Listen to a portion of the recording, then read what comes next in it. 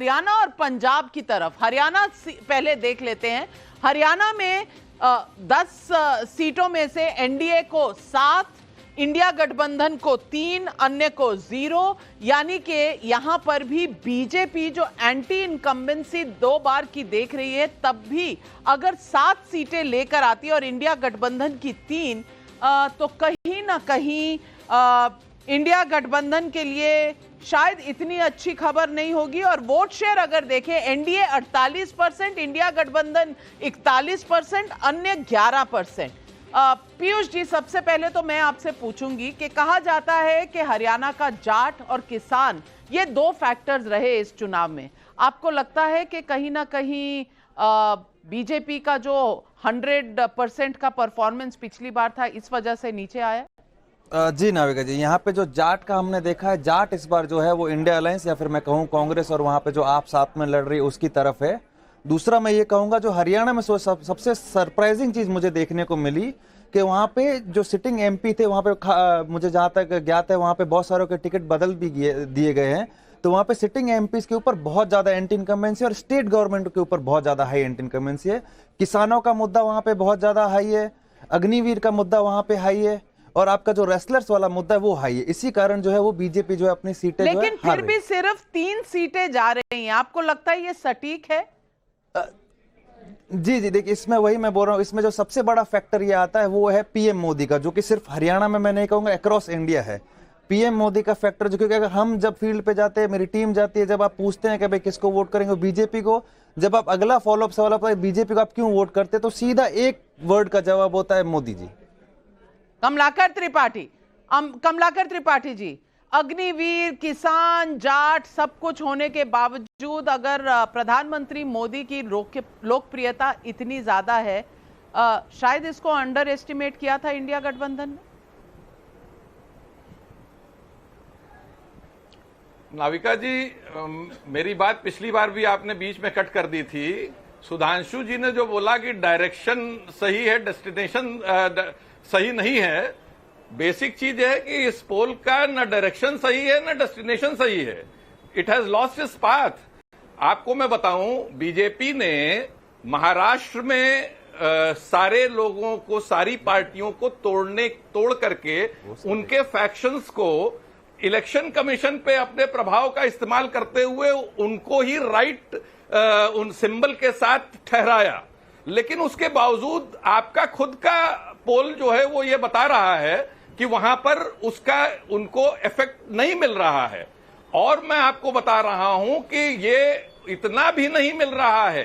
They are going to be decimated in Maharashtra, they are going to be decimated in Karnataka, they are going to be decimated in Haryana also. आपको एकदम clear बता रहा हूं, हरियाणा में जिस तरीके की स्थितियां बन रही हैं और डिफरेंट सेगमेंट्स ऑफ सोसाइटी जो है वो जिस तरीके से इनके अगेंस्ट है, उसमें क्लियर हमको इस बात का वो है कि हम लोग शायद बीजेपी वहां 0 रहे।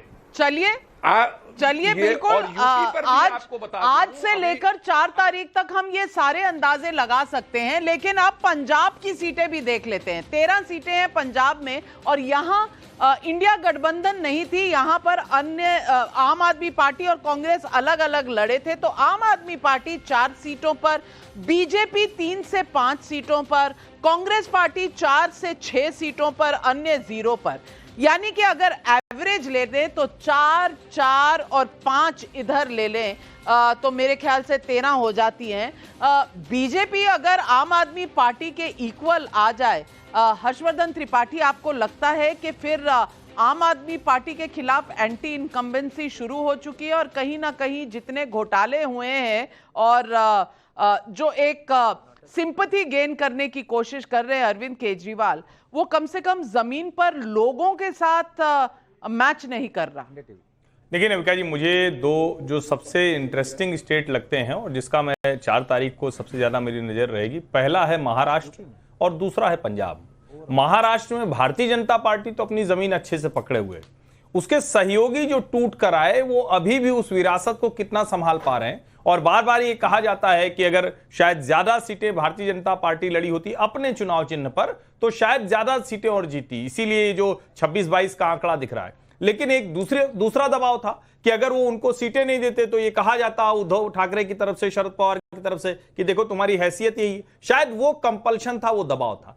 पंजाब एक दूसरी तरह का राज्य है। पंजाब हमेशा भारतीय जनता पार्टी से वो थोड़ा दूरी ही बना के रखा रहा, वो बहुत अच्छी स्थिति नहीं रही। महाराष्ट्र में तो वो नंबर 1 पार्टी है, लेकिन इस बार कम से कम 5 से 6 सीटें ऐसी हैं, चाहे वो कैप्टन अमरिंदर की पत्नी परिणीत हो, चाहे वो रवनीत सिंह बिट्टू लुधियाना से हो, चाहे वो अमृतसर से तरनजीत संधू हो जिनके दादाजी शिरोमणि गुरुद्वारा प्रबंधक समिति के फाउंडर मेंबर्स में से रहे, चाहे वो सुशील रिंकू रहे हो, चाहे वो आम आदमी पार्टी से रहे, चाहे वो बठिंडा से वो जो आईएएस रही, वो एक तरह से कहें कि 5-6 सीटों पर भाजपा लड़ती दिख रही।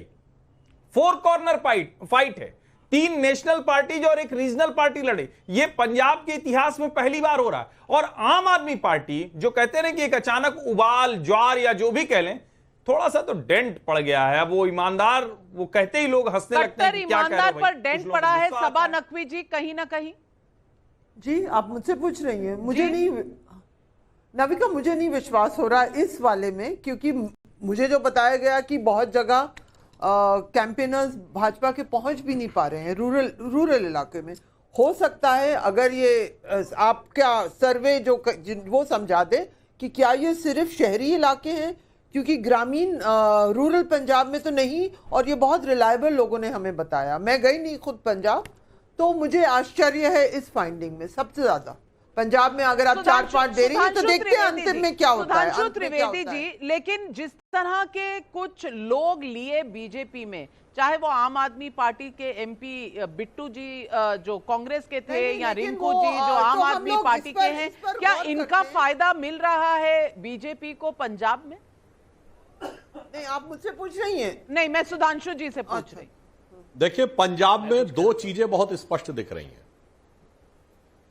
देखिए नाविका जी, पंजाब में 2 चीजें बहुत स्पष्ट दिख रही हैं। एक तो 3 वे स्प्लिट दिखाई पड़ रहा है, और तीनों राष्ट्रीय दलों के बीच में दिख रहा है, क्योंकि टेक्निकली आम आदमी पार्टी भी राष्ट्रीय दल है, उसको प्रैक्टिकली वो क्षेत्रीय दल है। इसका मतलब जो पंजाब की क्षेत्रीय राजनीति करने वाले दल थे, वो कम से कम लोकसभा में अप्रासंगिक होते नजर आ रहे हैं। दूसरी बात, भारतीय जनता पार्टी के विरुद्ध सबसे ज्यादा माहौल दिख रहा था, अगर किसी राज्य में सबसे खिलाफ था तो वो पंजाब में। मगर जो सभा ने सवाल उठाया है, इसका भी मैं जवाब देना चाहूंगा। कई बार क्या होता है कि एक्सप्रेशन ऑफ एग्रेशन, यानी आपकी तरफ से आक्रामकता की अभिव्यक्ति एक चीज होती है और यथार्थ दूसरा। मैं याद दिलाना चाहता हूं, किसान आंदोलन था, मैं नाम नहीं लेना चाहता किसी का, सबसे बड़े किसान नेता जो पंजाब के थे, वो विधानसभा का चुनाव लड़े और जमानत जब्त हो गई। तो जो आपने कहा ना, हम गांव में नहीं घुसने देंगे। अब याद करिए, उत्तर प्रदेश में टिकैत जी के गांव में भारतीय जनता पार्टी उस पोलिंग सही कहा आपने, लेकिन अब तक समय कम है, लेकिन अब तक 394 सीटों पर हमने रुझान देखे हैं और 256 बीजेपी की आ गई हैं, यानी कि 16 सीटें दूर हाफवे मार्क से।